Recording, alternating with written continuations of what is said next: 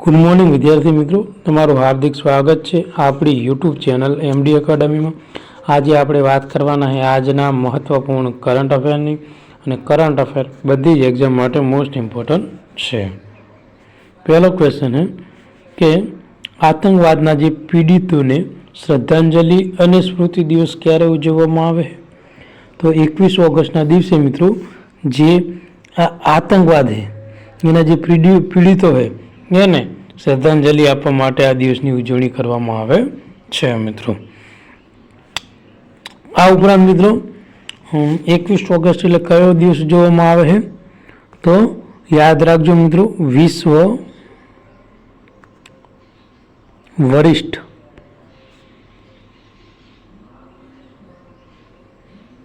નાગરિક દિવસ ઉજવવામાં આવે છે મિત્રો। તો મોસ્ટ ઇમ્પોર્ટન્ટ છે મિત્રો આ ક્વેશ્ચન આવનારી એક્ઝામ માટે। તો મિત્રો જે આતંકવાદનો જે આ પીડિતોને શ્રદ્ધાંજલિ અને જે સ્મૃતિ દિવસ છે એ દર વર્ષે 21 ઓગસ્ટના રોજ ઉજવવામાં આવે છે, અને આ દિવસની સ્થાપના સંયુક્ત રાષ્ટ્ર મહાસભા દ્વારા મિત્રો 2017માં કરવામાં આવી હતી। તો ક્યારે કરવામાં આવી હતી? 2017માં। અને આ જે દિવસ છે એનો ઉદ્દેશ શું છે? તો કે જે આતંકવાદના ભોગ બનેલા અને બચી ગયેલા જે લોકો હોય એના સન્માનમાં અપનાવવામાં આવ્યો છે, તેમનું દુઃખનો સ્વીકાર કરી અને તેમના અધિકારોનું રક્ષણ કરવા આ દિવસને આતંકવાદ સામે વૈશ્વિક લડાઈના પીડિતોને મહત્વ અને રેખાંકિત કરવા માટે આ દિવસ ઉજવવામાં આવે છે।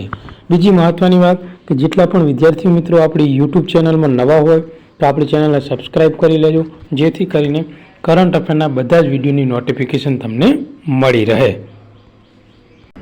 આગળનો ક્વેશ્ચન છે કે કાપડ ઉદ્યોગને ટેકો આપવા માટે ભારતે 30 સપ્ટેમ્બર 2025 સુધીમાં કેટલી ટકા જે કપાસ આયાત ડ્યુટી છે એ સ્થગિત કરી છે?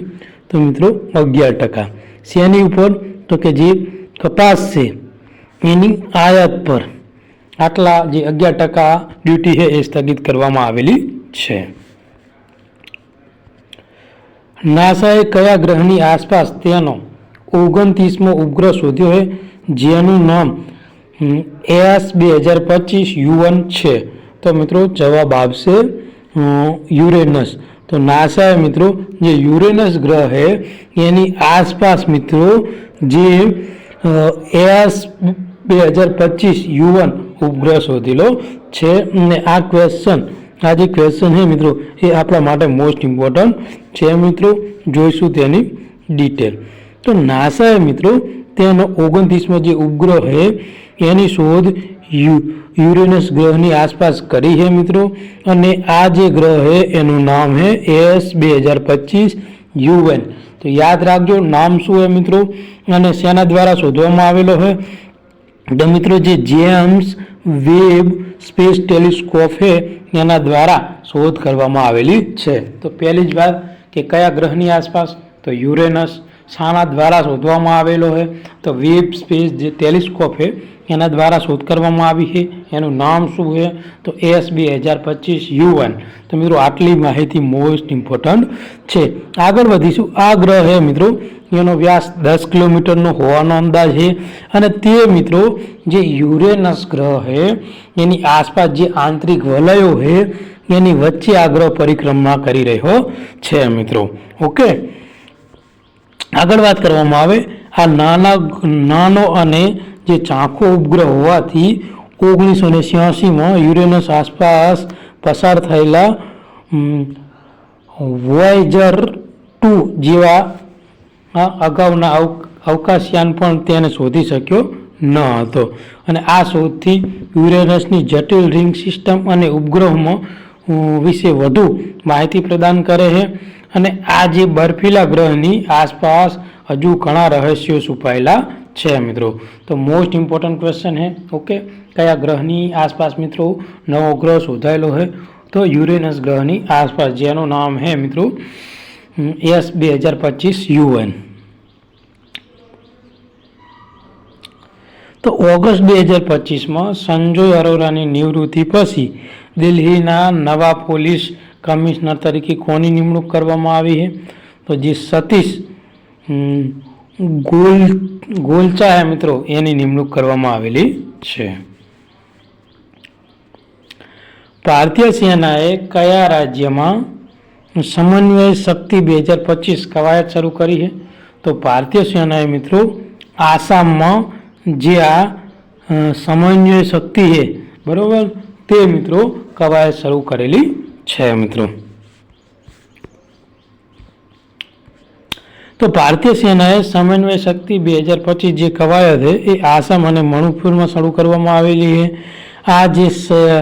આ એક સૈન્ય નાગરિક સંચાલન કવાયત છે. તો કેવા પ્રકારની કવાયત છે? તો સૈન્ય નાગરિક સંચાલન કવાયત છે, જેનો ઉદ્દેશ શું છે? સુરક્ષા દળો, સરકારી વિભાગો અને જે નાગરિક સંસ્થાઓ વચ્ચે સહકાર વધારવાનો છે મિત્રો. આ જે કવાયત છે એ ઉત્તર પૂર્વ પ્રદેશોના સંકુલન, સુરક્ષા અને વિકાસના જે પડકારોને સંયુક્ત અને સંકલિત અભિગમથી ઉકેલવા ઉપર ધ્યાન કેન્દ્રિત કરે છે મિત્રો. આ ઉપરાંત આ જે કવાયત છે મિત્રો દ્વારા જે સેના છે, નાગરિક સંસ્થા અને આપત્તિ વ્યવસ્થાપન, આરોગ્ય સંભાળ, શિક્ષણ અને માળખાકીય જે સુવિધાઓ અને વિકાસ અને અન્ય મહત્વપૂર્ણ ક્ષેત્રો પર સહયોગ મજબૂત કરી રહ્યું છે મિત્રો. આગળનો ક્વેશ્ચન મોસ્ટ ઇમ્પોર્ટન્ટ છે. આંતરરાષ્ટ્રીય જે સૌર ગઠબંધન છે એનું મુખ્યાલય ક્યાં આવેલું છે? તો મિત્રો તેનું મુખ્યાલય આવેલું છે ગુરુગ્રામ, હરિયાણા. અને દેશ શું છે મિત્રો? તો ભારત. ઓકે, તો યાદ રાખજો મિત્રો, આંતરરાષ્ટ્રીય સૌર જે ગઠબંધન છે એનું મુખ્યાલય ક્યાં આવેલું હોય? તો આંતરરાષ્ટ્રીય સૌર ગઠબંધન છે એનું મુખ્યાલય ભારતના હરિયાણામાં જે ગુરુગ્રામ છે મિત્રો ત્યાં આવેલું છે. ક્યાં આવેલું છે? ગુરુગ્રામમાં આવેલું છે. ખાસ કરીને નેશનલ ઇન્સ્ટિટ્યૂટ ઓફ સોલાર એનર્જીના કેમ્પસમાં સ્થાપિત થયું છે. અને આની સ્થાપના મિત્રો ભારતના વડાપ્રધાન નરેન્દ્ર મોદી અને ફ્રાન્સના રાષ્ટ્રપતિ જે એ ફ્રેન્કોઇસ હોલેન્ડ દ્વારા મિત્રો 30 નવેમ્બર 2015માં પેરિસમાં સંયુક્ત રાષ્ટ્ર જે જળ પરિવર્તન સંમેલન એટલે COP21 દરમિયાન કરવામાં આવી હતી. અને આ ઇન્ટરનેશનલ જે સોલાર જે એરલાઇન્સ છે મિત્રો એ સૌર ઉર્જાના ઉપયોગને પ્રોત્સાહન અને સ્વસ્થ ઉર્જાના ક્ષેત્રને સહયોગ વધારવા માટે મહત્વપૂર્ણ વૈશ્વિક એક પહેલ છે મિત્રો. આગળનો ક્વેશ્ચન છે 2025માં 6 મહિનામાં વાણિજ્યિક લીઝિંગ માંગ અને નવા ઓફિસ પુરવઠામાં એપીએસી પ્રદેશમાં કયો દેશ આગળ આવ્યો હોય? તો મિત્રો ભારત આગળ આવેલો છે.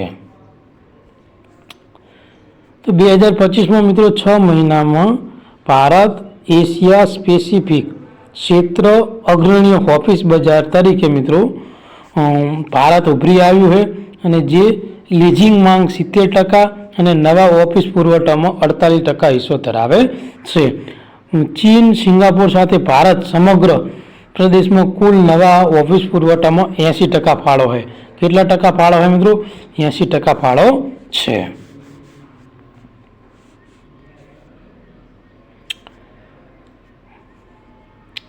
ગ્રેડ એ ઓફિસ સ્પેસ માટે મજબૂત માંગ, કોર્પોરેટરનું વિસ્તરણ, ગ્લોબલ કેપિટલ સેન્ટર અને નવી વૃદ્ધિ અને ભારતના જે સ્થાનિક બજારને એકંદરે સ્થિતિસ્થાપક દ્વારા મજબૂત ગતિમાં પ્રેરિત કરે છે.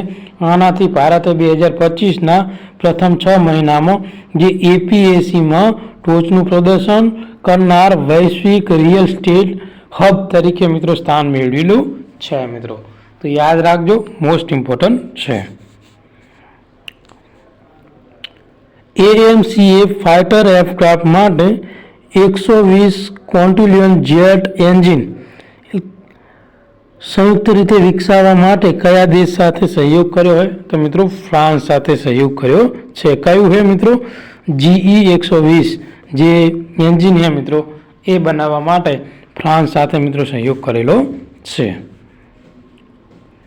તો એએમસીએ એટલે કે ફાઇટર એરક્રાફ્ટ માટે 120 કિલોન્યુઅલ જેટ એન્જિન સંયુક્ત રીતે વિકસાવવા માટે ભારત અને ફ્રાન્સ સાથે સહયોગ થયો હોય. આ ઉપરાંત જે જે ભારતની સંરક્ષણ સંશોધન અને જે વિકાસ સંગઠન છે એટલે કે DRDO અને જે ફ્રેન્ચ એરોસ્પેસ કંપની જે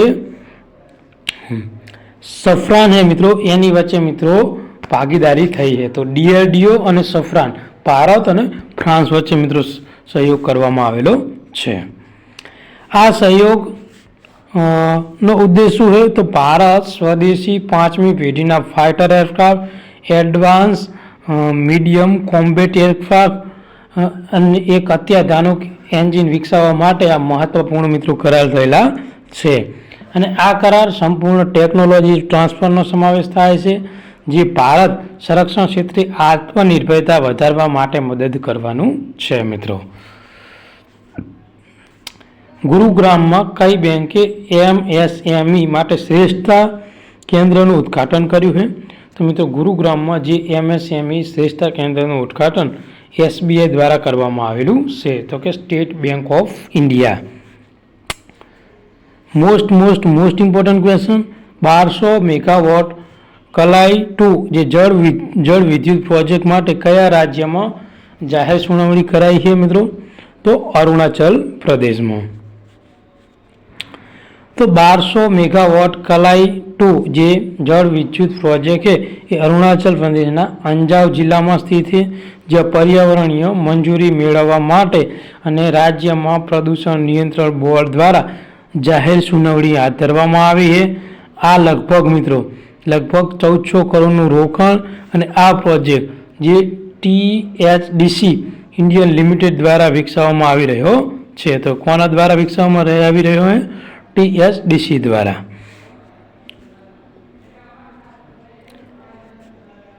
તેને તળાવ સાથે નદી પ્રવાહ તરીકે ડિઝાઇન કરવામાં આવ્યો છે, જે વાર્ષિક 318 કરોડ મફત વીજળી ઉત્પન્ન કરવાની અપેક્ષા છે, જે રાજ્યમાં ઉર્જા ઉત્પાદન અને તેના વ્યાપક આવક બંનેમાં યોગદાનમાં વધારો કરશે।